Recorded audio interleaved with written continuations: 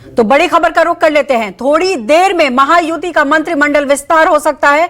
35 से 40 विधायक मंत्री पद की ले सकते हैं शपथ। विधायकों को शपथ के लिए जाने लगी है कॉल। जी हां, तो थोड़ी ही देर में महायुति के मंत्रिमंडल विस्तार की घोषणा हो सकती है और लगभग 35 से 40 विधायक मंत्री पद की शपथ ले सकते हैं, ऐसी खबर आ रही है। और जिस तरीके से अजीत पवार का भी अब बयान सामने आ गया है कि 2 से 2.5 साल के लिए ही मंत्री पद की शपथ ली जाएगी और तकरीबन 35 से 40 ऐसे विधायक होंगे जो कि मंत्रिमंडल में शामिल होंगे। तो कुल मिलाकर अभी इंतजार किया जा रहा है और फिलहाल ये भी कहा जा रहा है कि जिनको शपथ लेना है उनके पास अब कॉल्स भी जाने लगी हैं। तो तस्वीरों में आप देख सकते हैं इस वक्त हलचल काफी ज्यादा है और पंकजा मुंडा आप देख सकते हैं वहां पर नजर आ रही हैं। साथ ही साथ और तमाम जो वहां के विधायक नेता हैं वो भी नजर आ रहे हैं और ये माना जा रहा है कि कुछ ही पल में अब जो है ये घोषणा हो जाएगी कि कौन कौन टीम में शामिल हुए हैं। हालांकि सरकार तो बन गई लेकिन मंत्रिमंडल बनने में काफी वक्त लग गया। हालांकि ये जरूर कहा गया कि सब कुछ ठीक चल रहा है, लेकिन अब 35 से 40 विधायक मंत्री पद की शपथ ले सकते हैं, ऐसी खबर अब सामने आई है।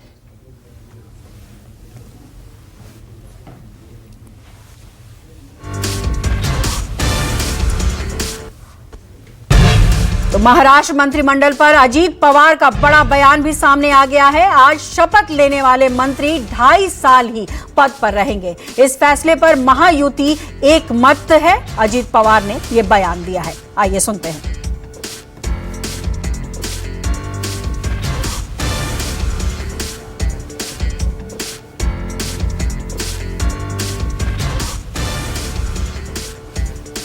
तो इसी बड़ी खबर पर हमारे संवाददाता विनोद जगदाले जुड़ रहे हैं, आइए सीधे उनका रुख करते हैं। बड़ी खबर यह है विनोद कि जिस तरीके से अजीत पवार ने यह बयान दिया है कि 2.5 साल के लिए ही मंत्री पद की शपथ ली जाएगी। सबसे पहले तो यही बताएं कि यह क्यों फैसला लिया गया है और आज 35 से 40 लोगों को शपथ ग्रहण समारोह कहूं या फिर शपथ लेंगे वो, तो ऐसे में सवाल यह उठता है कि इतना वक्त क्यों लग गया।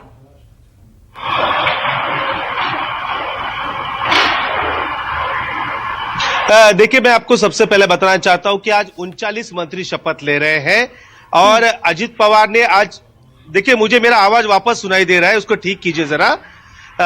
देखिए, आज 39 मंत्री का शपथ हो रहा है और सबसे एक अहम बात यह है कि आज के मंत्रिमंडल विस्तार में कुछ मंत्रियों को 2.5 साल के लिए मंत्री बनाया जाएगा। ये अजित पवार ने नागपुर में अपने एक प्रोग्राम में वो बात कही है और इसमें कहा गया कि कुछ मंत्रियों को सिर्फ 2.5 साल के लिए मौका दिया जा रहा है क्योंकि दूसरे लोगों को भी वहां पर मंत्री पद की आस लगी हुई है और ज्यादा से ज्यादा मंत्री बनाने से हर जिले और हर विभाग को वहां पर प्रतिनिधित्व दिया जा सकता है, इसलिए यह फैसला वहां पर लिया गया है। और अभी कुछ ही देर में वहां पर शपथ विधि शुरू होने जा रहा है। नया मंत्रिमंडल, देवेंद्र फडणवीस का नया कैबिनेट मंत्रालय अब तैयार होने जा रहा है। बिल्कुल, जिस तरीके से आपने कहा कि 39 लोगों को शपथ दिलाई जाएगी, लेकिन आपने कहा कि 2.5 साल तय किया गया है कि 2.5 साल के लिए ही जो है वो मंत्री रहेंगे, बाकी फिर उस मौका दिया जाएगा। कहीं ये जो कदम उठाया गया है उन नेताओं को ध्यान में रखकर तो नहीं किया गया जो कहीं ना कहीं मंत्री बनना चाहते थे लेकिन मौका नहीं मिला गया और उनको ये आश्वासन दिया गया कि 2.5 साल के बाद आपको जरूर बनाया जाएगा।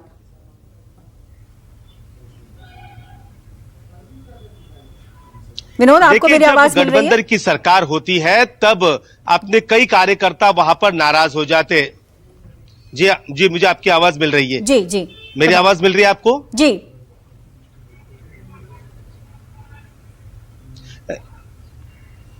देखिए, जब गठबंधन की सरकार होती है ना तब कई ऐसे कार्यकर्ता होते सभी पार्टियों की, वो नाराज हो जाते हैं, कई विधायक नाराज हो जाते हैं क्योंकि उन्हें मंत्रिपरिषद का हिस्सा नहीं मिलता। जाहिर सी बात है, इसी बात को ध्यान में रखते हुए कुछ मंत्रियों को वहां पर 2.5 साल बाद मंत्रिमंडल से बाहर का रास्ता दिखाया जाएगा। अजित पवार ने आज ये साफ कर दिया है कि कुछ मंत्रियों का जो कार्यकाल है वह 2.5 साल का रहेगा। आपने देखा होगा कि आज के एनसीपी के खाते में जो मंत्री वहां पर बनने वाले हैं उसमें से छगन भुजबल जो काफी पुराना चेहरा है वो वहां पर नहीं है। दिलीप वळसे पाटिल वहां पर नहीं है, धर्मराव बाबा अतराम वहां पर नहीं है, शिवसेना के शिंदे से हम बात करें तो अब्दुल सत्तार वहां पर नहीं है, तानाजी सावंत वहां पर नहीं है, दीपक केसरकर को मंत्री नहीं बनाया गया है। और भारतीय जनता पार्टी में तो सालों पुराना चेहरा सुधीर मुनगंटीवार, उन्हें दूर रखा गया है। सुरेश खाड़े को मंत्री नहीं बनाया गया है। और ऐसे कई नाम हैं, इनको अब तक मंत्रालय मतलब मंत्री नहीं बनाया गया। तो जाहिर सी बात है 2.5 साल बाद इनमें से कुछ लोगों को वहां पर मौका दिया जाएगा।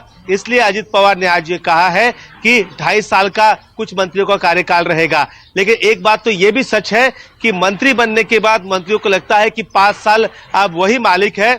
ऐसे में वो पार्टी के कार्यकर्ता, नेता या फिर विधायक हो, उनके काम करने में ज्यादा इंटरेस्ट नहीं दिखाते हैं। तो जाहिर सी बात है इसका असर सीधा पार्टी पर होता है, चुनाव पर होता है। इसको दूर रखने के लिए यह फैसला तीनों नेताओं ने लिया है। देवेंद्र फडणवीस हो, अजित पवार हो या फिर एकनाथ शिंदे हो, इन तीनों की सहमति से यह फैसला लिया गया है। देखिए, अभी थोड़ी देर पहले नरेंद्र भोंडेकर जो भंडारा से विधायक है शिवसेना के, उन्होंने अपने पद से वहां पर इस्तीफा दे दिया है। देखिए, विधायकी पद से इस्तीफा नहीं दिया है, लेकिन पार्टी के अंदर शिवसेना का उनके ऊपर शिवसेना उपनेता पद की जिम्मेदारी थी और इसके अलावा विभागीय समन्वयक का पद उनके पास था। उन दोनों पदों से उन्होंने एक पत्र के जरिए एकनाथ शिंदे को अपनी नाराजगी जताई है और अपने पार्टी में जो पद है उन पदों से उन्होंने इस्तीफा दे दिया है। तो ऐसी नाराजगी को रोकने के लिए भी ये 2.5 साल का फॉर्मूला कहीं ना कहीं कामयाब आगे हो सकता है। बिल्कुल विनोद, और नया प्रयोग है। देखते हैं कि आने वाले समय में किस तरीके से नाराजगी दिखाई पड़ती है या फिर उसको कैसे जो है पार्टी दूर करने की कोशिश करती है। लेकिन सवाल ये भी है कि इतना वक्त लग गया विस्तार करने में, मंत्री परिषद को इतना वक्त लग गया कि 35 से 40 जो है आज हम खबर चला रहे थे, लेकिन आपने ये खबर दे दी कि लगभग 39 जो है विधायक मंत्री पद की शपथ लेंगे। लेकिन ये जो समय लगा है, किस वजह से इतना समय लग गया?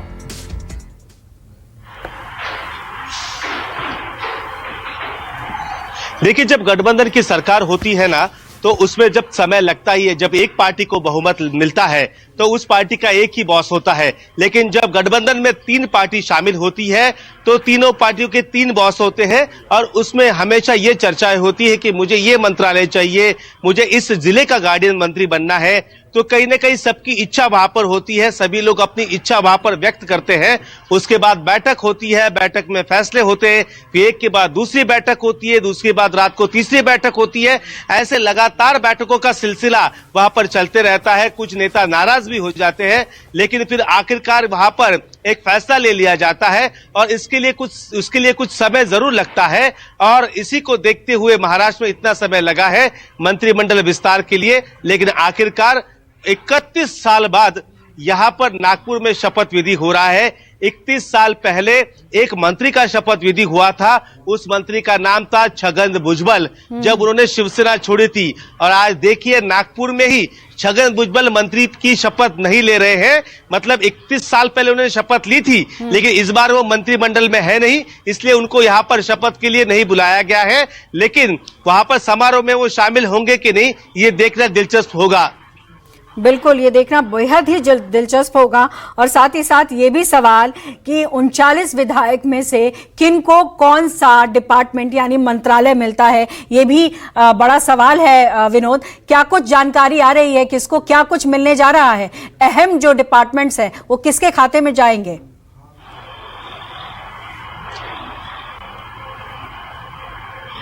देखिए, सबसे पहले मैं भारतीय जनता पार्टी की बात करूं तो भारतीय जनता पार्टी के मुख्यमंत्री यहां पर है देवेंद्र फडणवीस। उनके पास होम मिनिस्ट्री रहने वाली है। अजित पवार के पास जो रहने वाला है वित्त विभाग, यानी तिजोरी की चाबी अजित पवार के पास रहेगी। तीसरा मंत्रालय है सबसे अहम नगर विकास, जिसे यूडी कहते हैं, अर्बन डेवलपमेंट, जो एकनाथ शिंदे के पास यहां पर रहेगा। इसके अलावा शिवसेना की मैं बात करूं तो शिवसेना के पास यहां पर परिवहन मंत्रालय भी वहां रहेगा, स्वास्थ्य मंत्रालय उनके साथ रहेगा, उद्योग मंत्रालय उनके पास रहेगा, आईटी उनके पास रहेगा, पर्यटन मंत्रालय उनको दिया गया है। ऐसे कुल मिलाकर 12 मंत्रालय ये शिवसेना के हिस्से में आए हैं। महिला एवं बाल कल्याण हो या फिर वित्त मंत्री हो या फिर आबकारी मंत्री हो, ऐसे कुल मिला के 9 मंत्रालय ये अजित पवार की पार्टी को वहां पर मिले हुए हैं।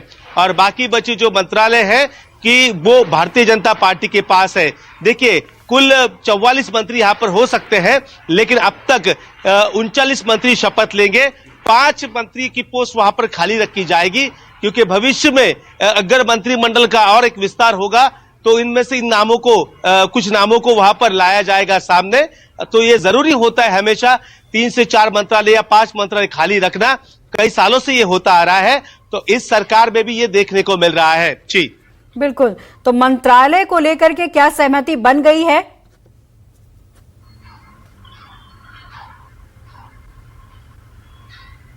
देखिए, मंत्रालय को लेकर लगभग पूरी सहमति बन चुकी है।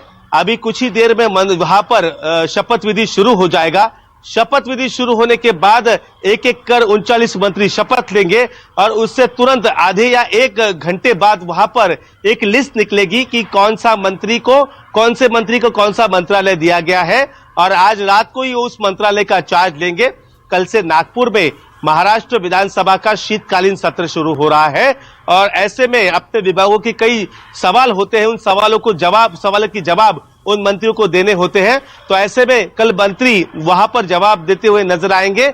यानी आज शपथ विधि होने के बाद पोर्टफोलियो की लिस्ट सामने आ जाएगी। लेकिन जो गार्डियन मंत्री होते हैं, जिसे महाराष्ट्र में पालक मंत्री कहा जाता है, वो सबसे अहम पोस्ट होती है। उसके बारे में फिलहाल अभी फैसला नहीं लिया जाएगा। महाराष्ट्र विधानसभा का अधिवेशन खत्म होने के बाद उसके बारे में फैसला वहां पर लिया जा सकता है। बिल्कुल, बहुत सारी जानकारी आपने दी है और ऐसे में जिस तरीके से अब थोड़ी देर में अनाउंसमेंट भी हो जाएगा कि कौन कौन होंगे जो कि शपथ लेंगे। ऐसे में विनोद, आपने एक बहुत महत्वपूर्ण बात कही है कि विधानसभा का जो है थोड़े दिनों में शुरुआत होगी और ऐसे में बहुत सारे ऐसे विषय होंगे जिस पर चर्चा होगी। लेकिन जो प्रमुख कुछ विषय होंगे उसको अभी सरकार ने सोच लिया होगा, समझ लिया होगा कि क्या कुछ उस पटल पर रहेगा, तो क्या कुछ होने की संभावनाएं हैं?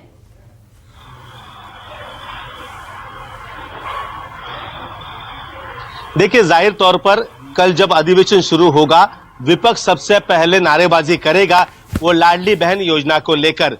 लाडली बहन योजना का दिसंबर का जो हफ्ता होता है या उसे कहते हैं कि किश्त होती है, वो किश्त अब तक नहीं मिली है। उसको लेकर विपक्ष हंगामा करेगा।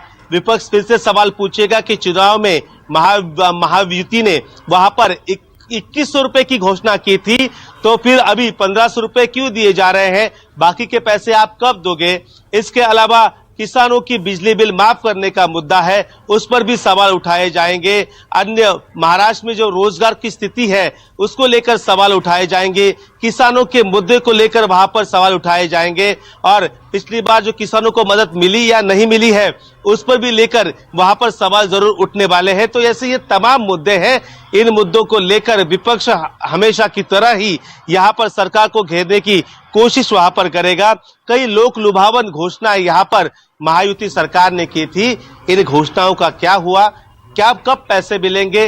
कब महाराष्ट्र की जनता का भला होगा? इसके बारे में विपक्ष अब सवाल कल पूछता हुआ नजर आएगा। बिल्कुल, इसमें कोई दो राय नहीं है, क्योंकि ऐसे ही मुद्दे होते हैं विपक्ष के पास जो सरकार को घेरने के लिए होते हैं और ऐसे में तैयारी विपक्ष ने भी कर ली होगी। लेकिन अभी हम सीधी तस्वीरें देख रहे हैं विनोद कि अब जो है मंच पूरी तरीके से सज चुका है और कुछ ही देरों में, जैसे कि आपने बताया, कि अब घोषणा भी हो जाएगी और फिर यहाँ शपथ ग्रहण समारोह की शुरुआत भी हो जाएगी। तो सवाल ये है कि अब जो सरकार है उसमें सब कुछ गणित गुना भाग लगा लिया है, क्या कुछ आने वाले समय में कैसे करेंगे वो भी तय कर लिया है। तो क्या ये कहा जाए कि ये जो सरकार है महायुति की बहुत ही आराम से चलने वाली है, कोई मतभेद नहीं दिखने वाला है?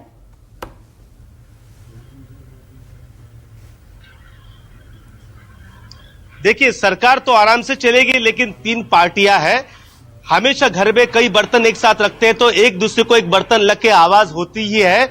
वैसे ही सरकार में एक साथ रहते हुए जरूर कुछ न कुछ मतभेद देर सवेर ये देखने को यहाँ पर मिलेंगे। अजित पवार और एकनाथ शिंदे जो दोनों उप मुख्यमंत्री हैं, इनकी चाहत है कि मुख्यमंत्री बनना, लेकिन एकनाथ शिंदे तो मुख्यमंत्री हो चुके हैं। सबसे मतलब कह सकते हैं कि कम अनुभव इसलिए कि देवेंद्र फडणवीस और उसके मुकाबले सबसे ज्यादा अनुभव किसके पास है? तो अजित पवार के पास है। और कम एकनाथ शिंदे के पास था, फिर भी उन्हें 2.5 साल का मुख्यमंत्री पद मिला। लेकिन किसी न किसी चीज को लेकर, किसी न किसी मुद्दे को लेकर, किसी न किसी बिल को लेकर जरूर एक दूसरे के साथ इनकी नोकझोंक बड़े पैमाने पर नहीं लेकिन छोटे पैमाने पर वहां पर जरूर देखने को यहां पर मिल सकती है। और देखिए, ये जब सरकार चलती है गठबंधन की ना, तो कुछ अपनी कुछ भावनाएं होती है या कुछ मन की बात होती है, वो मन में ही रखनी पड़ती है। उससे ज्यादा बयान करना वो सही नहीं होता। गठबंधन का जो धर्म होता है उसके लिए कुछ चीजें वहां पर सहन करनी काफी जरूरी होती है। मैं आपको एक बात यहाँ पर अभी भी बताना चाहता हूँ। देखिए, इस भारतीय जनता पार्टी की लिस्ट से एक सबसे एक अहम नाम गायब है। उस नाम का जिक्र मैं यहाँ पर खास तौर पे करना चाहता हूँ। उसका नाम है रविंद्र चव्हाण। जी हाँ, रविंद्र चव्हाण पिछली सरकार में, एकनाथ शिंदे की सरकार में भारतीय जनता पार्टी की तरफ से उन्हें सबसे अहम मंत्रालय मिला था, पीडब्ल्यूडी। लेकिन इस समय उनका नाम लिस्ट में नहीं है। वो इसलिए कि रविंद्र चव्हाण को अब जल्द ही महाराष्ट्र का प्रदेश अध्यक्ष बनाया जाएगा और प्रदेश अध्यक्ष बनने के बाद वो अपने काम को शुरुआत वहां पर करेंगे। रविंद्र चव्हाण का नाम इसलिए लिया गया है कि रविंद्र चव्हाण की कुछ खूबियां यहां पर मैं आपको बताना चाहता हूं। सबसे पहले एक कि रविंद्र चव्हाण ने 2015 में जब शिवसेना और बीजेपी महाराष्ट्र में सत्ता में थी, उद्धव ठाकरे महायुति के साथ थे, तब कल्याण डोंबिवली महानगर पालिका के चुनाव थे, तब उद्धव ठाकरे ने अलग लड़ने की वहां पर भूमिका ली। भारतीय जनता पार्टी भी अलग लड़ी। साम दाम दंड भेद का उपयोग करके रविंद्र चव्हाण ने वहां पर भारतीय जनता पार्टी को जीत दिलाई और कई सालों से कल्याण डोंबिवली पर लगने वाला केसरिया रंग का झंडा वो वहां पर नीचे उतार दिया और भारतीय जनता पार्टी का वहां पर मेयर बनाया गया। रविंद्र चव्हाण की दूसरी खूबी यह है कि लोकसभा चुनाव में, हाल के लोकसभा चुनाव में भारतीय जनता पार्टी की हार कई चुनाव क्षेत्रों में हुई, लेकिन रविंद्र चव्हाण को जिम्मा मिला था रत्नागिरी सिंधुदुर्ग सीट का। वहां से नारायण राणे को जिताने के लिए पूरा संभव कोशिश वहां पर की और वहां पर नारायण राणे को जिताकर उन्होंने वहां पर लाया और अपना नाम भारतीय जनता पार्टी में आगे बढ़ाया। हाल फिलहाल में हुए विधानसभा चुनाव में कोकण में अच्छा प्रदर्शन भारतीय जनता पार्टी का देखने मिला। वहां की जिम्मेदारी रविंद्र चव्हाण पर थी। इसके अलावा पालघर में खास करके मैं 2 सीटों का जिक्र करूंगा। एक सीट है वसई और दूसरी सीट है नालासोपारा। यहाँ पर क्षेत्रीय पार्टी बहुजन विकास आघाड़ी का दबदबा था। उनका दबदबा वहां पर खत्म करके भारतीय जनता पार्टी के दोनों विधायक वहां पर जीत कर आ गए। इतना ही नहीं, 2022 साल में जब एकनाथ शिंदे ने शिवसेना से अलग होने का फैसला किया, 3 दर्जन से भी ज्यादा विधायकों को लेकर पहले सूरत गए, फिर गुवाहाटी, फिर गोवा गए।